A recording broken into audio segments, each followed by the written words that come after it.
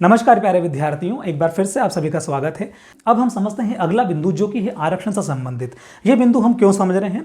ये बिंदु समझने से हमको जो आप जो कमेंट में जो डाउट पूछते हैं कि ईडब्ल्यूएस वाला जंप मार सकता है कि नहीं मार सकता है, या उसमें जनरल की वैकेंसी में गिना जाएगा कि नहीं गिना जाएगा, इस प्रकार के डाउट आपको ये देखने के बाद सॉल्व होंगे। मैं एक चीज़ क्लियर कर देता हूँ कि जैसे राजस्थान में रीट की एग्जाम हुई थी, तो जो ये आरक्षण वाला मामला है, ये जो है रिजर्वेशन वाला मामला जो है, ये कहाँ गया था? हाईकोर्ट गया था। वहाँ पे हाईकोर्ट ने अपना एक जजमेंट दिया। एज इट इज़ यूपी में हुआ।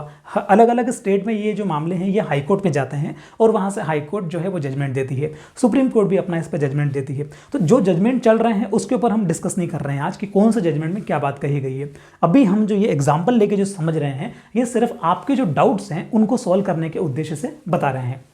तो जब हम रूल बुक में जाएंगे पेज नंबर 15 पर, जो सब ग्रुप अपना ग्रुप 2 सब ग्रुप 4 की जो वैकेंसी है, इसके अंदर आप पेज नंबर 15 पे जाएंगे तो पेज नंबर 15 में नंबर 1 में रिजर्वेशन को क्या किया गया है, बताया गया है। नंबर 1 में ये बताया गया है कि एसटी के लिए 20%, एससी के लिए 16%, ओबीसी के लिए 27%, ईडब्ल्यूएस के लिए 10% जो है ये आरक्षण का जो है क्राइटेरिया होगा। अब बात आती है कि ये आरक्षण कौन सा है, तो नीचे लिखा हुआ है कि ये जो आरक्षण है ना, ये वर्टिकल है। ये जो आरक्षण है ऊपर वाला, ये सारा क्या है? ये सारा आरक्षण जो है ये क्या है? वर्टिकल है। वर्टिकल का क्या मतलब होता है? वर्टिकल को हिंदी में बोलते हैं ऊर्ध्वाधर। वर्टिकल इन द सेंस ऐसे, है ना, कि कोई भी व्यक्ति अपनी योग्यता के आधार पे जंप मार सकता है। आपको ऐसे याद रखना है, ठीक है। उसके बाद जो सेकंड बिंदु है वहां पे लिखा हुआ है, क में लिखा हुआ है, महिलाओं के लिए 33% आरक्षण है जो कि हॉरिजॉन्टल है। हॉरिजॉन्टल को हिंदी में बोलते हैं क्षैतिज। क्षैतिज का मतलब क्या होता है? क्षैतिज मतलब कि ऐसे, यानी कि आप कितना ही प्रयास कर लें आप जंप नहीं मार सकते, कहने का मतलब ये है, ठीक है।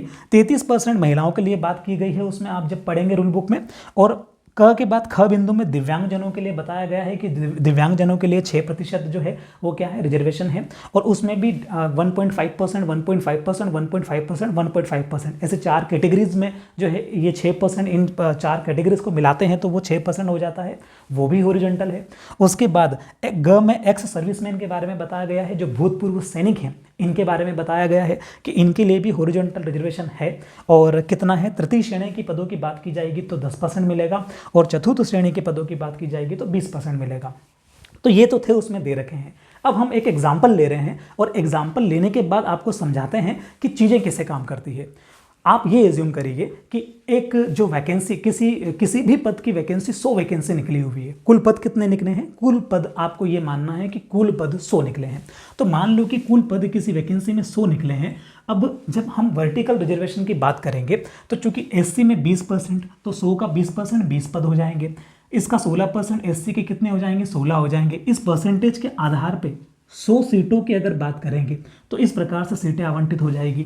तो जब आप ये सारी सीटें इनके वर्गवार काउंट करेंगे तो ये संख्या का कितना एडिशन आएगा? 73 आएगा। मैं एक बार जोड़ भी लेता हूँ, 6 और 7 13 की 3 हासिल 1, और 2 और 1 3 4, और 2 6 और 1 7, 73 आएगा। यानी कि 100 सीटों में से 73 सीटें जो हैं वो इन वर्गों के लिए आरक्षित हो गई है। इन वर्गों के लिए आरक्षित हो गई है। किसके लिए? वर्टिकल रिजर्वेशन जो है ये सिस्टम, इसके लिए। मतलब कि ये सीटें इन्हीं से भरी जाएगी। ये सीटें, कहने का मतलब एसटी इन 20 सीटों पे कोई भी जो है दूसरा उम्मीदवार नहीं आ सकता है। दूसरा उम्मीदवार मतलब कि कौन? दूसरे वर्ग का उम्मीदवार नहीं आ सकता।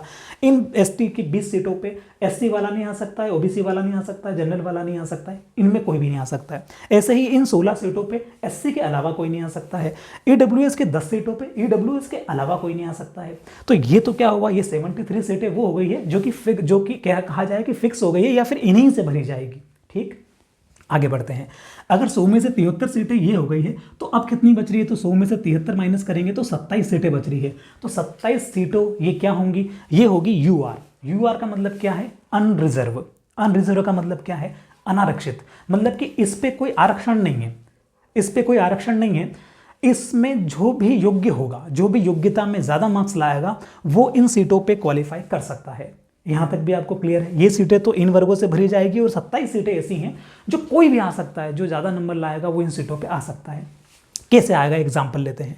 मान लीजिए कि एक एग्ज़ाम हुई। मान लीजिए कि इन 100 पदों के लिए एक एग्ज़ाम आयोजित कराई गई, और एग्ज़ाम आयोजित करने के बाद उस एग्ज़ाम को कितने ही बच्चों ने दिया हो वो मैटर नहीं करता है।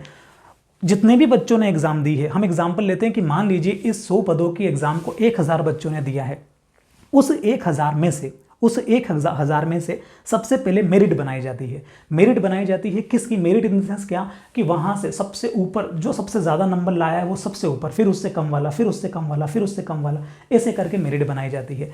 तो मान लीजिए कि कितने की मेरिट बनेगी, तो सबसे पहले 27 लोगों की मेरिट बनाएंगे। 27 लोगों की मेरिट क्यों बनाएंगे? क्योंकि अनरिजर्व में कितनी सीटें आ रही है? यहाँ पे 27 सीटें आ रही है। तो चूंकि 27 सीटें आ रही है तो 27 ऊपर के टॉप को उठा लेंगे। उन टॉप में ये नहीं देखा जाता है कि वो EWS का है, कि वो SC का है, कि वो ST का है, कि वो जनरल का है, क्योंकि वो योग्यता के आधार पे पाई गई सीटें होती है, इसलिए ये अनारक्षित सीटें होती है। मैं एग्जाम्पल आपको यहाँ देखो, यहाँ पे है कि मान लीजिए कि जो इस एग्ज़ाम जो जिसने दी है उसमें से जो टॉप 27 जो उठाए हैं, जो टॉप 27 उठाए हैं उन 1000 लोगों में से, उनमें सबसे टॉप पे जो बैठा है ना, वो बंदा सामान्य का है, वो बंदा सामान्य वर्ग से आया है। उसके बाद जो दूसरे नंबर का है रैंकिंग में टॉप पे, वो OBC है, उसके बाद SC वाला है, उसके बाद जनरल वाला है, उसके बाद EWS वाला है, उसके बाद मान लो कि ST वाला है, उसके बाद जनरल वाला है। ऐसे करके कहाँ तक आ जाएंगे? ऐसे करके 27 नंबर पे, क्योंकि 27 जने उठाने हैं तो 27 जने उठाए तो 27वें नंबर पे कौन है? SC है। ऐसे ही यहाँ पे 8वें 9वें 10वें 11वें 12वें, ऐसे यहाँ भी कोई ना कोई है। उन वर्गों को मैंने नहीं लिखा है, सिर्फ समझने के उद्देश्य से हमने ये लिखा। ये जो 27 लोग होंगे, इन 27 लोगों को ये सीटें आवंटित कर दी जाएगी। इन 27 लोगों को ये सीटें आवंटित कर दी जाएगी। यहाँ पे ये नहीं देखा जाएगा कि कौन कौन से वर्ग से आया है। क्लियर हो रही है बात? ये सिस्टम अब काम करेगा। ये सिस्टम जो है, ये सिस्टम कब काम करेगा? ये सिस्टम काम करता है 28वें नंबर से। 28वें नंबर से मतलब कि 28वें नंबर पे कौन है? तो देखा गया ऊपर से कि ऊपर से जब अंकों के आधार पे, मार्क्स के आधार पे जब आए तो 28वें नंबर पे SC वाला बंदा है। अब इसको लेंगे कि नहीं लेंगे? इसको लेंगे। इसको क्यों लेंगे? क्योंकि अभी भी, क्योंकि इसका तो उपयोग हुआ नहीं, इसका उपयोग अब चालू हो रहा है। तो ये जो 16 पद है, ये जो SC के 16 पद है, इसमें से एक पद ये 28वें नंबर वाला ले लेगा। तो अब पद कितने बचेंगे? तो ये वाली सीट मान लो अलॉट कर दी, कहाँ पे? इस वाले सिस्टम में। अब ये कितनी बची? अब ये 15 बची। फॉर एग्जाम्पल 29वें नंबर पे EWS वाला कैंडिडेट बैठा है, तो अब वो EWS का आरक्षण मिलना चालू होगा। तो EWS 29 नंबर पे है। इस लिस्ट में EWS पहले भी था तो उसको काउंट नहीं करेंगे।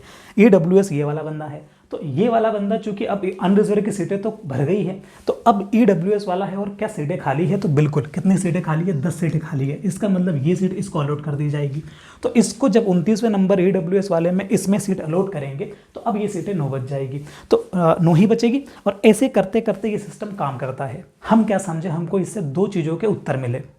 पहला प्रश्न आपका ये था कि क्या EWS जो है वो जनरल में स्विच मार सकता कि नहीं मार सकता? तो मार सकता है, क्योंकि जो भी वर्टिकल की जो वो होती है, आरक्षण होता है वर्टिकल वाला, उस वर्टिकल रिजर्वेशन में जंपिंग सिस्टम चलता है। वर्टिकल मतलब कि खड़ी लाइन, तो इसमें जंपिंग सिस्टम चलता है कि अगर कोई UR का कट ऑफ क्लियर कर रहा है तो वो UR में गिना जाएगा, न कि उसके पर्टिकुलर आरक्षण में। मेरे कहने का मतलब है कि ये SC वाला और एक ये SC वाला, और अगर मान लो 1 से लगा के 27 में और भी कोई SC वाला हो, तो वो इन 16 पदों में काउंट नहीं होते हैं। वो इन 16 पदों में काउंट नहीं होते हैं। ये 16 पद फिर यहाँ 28वें नंबर के बाद चालू होते हैं। तो मैं उम्मीद करता हूँ कि आरक्षण का सिस्टम, ये योग्यता का सिस्टम, ये मैं आपको समझा पाया हूँगा कि चीज़ें कैसे काम करती हैं। अब देखिए, अभी तक जो हमने समझा है ना, ये आपके जो कमेंट थे उसके रिप्लाई के लिए हमने इसको ईजी किया है। जब कभी हॉरिजॉन्टल रिजर्वेशन की बात आएगी, जो कि महिलाओं को 33% मिलता है या दिव्यांगजन को मिलता है, तो जैसे महिलाओं का अगर एग्जांपल लेना, तो जैसे ये SC ST की ये 20 सीटें हैं, ST की जो ये 20 सीटें हैं, इसका जो है 33% कितना होगा? तो इसका 20 का 33% जो होगा वो लगभग होगा 6। इसका मतलब फीमेल के लिए यहाँ से 6 सीटें निकल जाएगी, और जो है मेल के लिए कितनी बचेगी? तो 20 में से 6 निकल गई तो मेल के लिए 14 बचेगी। कहने का मतलब क्या है कि ये 6 सीटें जो है ये हॉरिजॉन्टल हो गई है, इसमें कोई जा नहीं सकता है, ये महिलाओं से ही भरी जाएगी। ये है, तो हॉरिजॉन्टल क्या होता है और इसके लिए और डिटेल में बात करेंगे, लेकिन फिलहाल जो आपका मुख्य डाउट था वो मेरे ख्याल से आपका क्लियर हुआ होगा।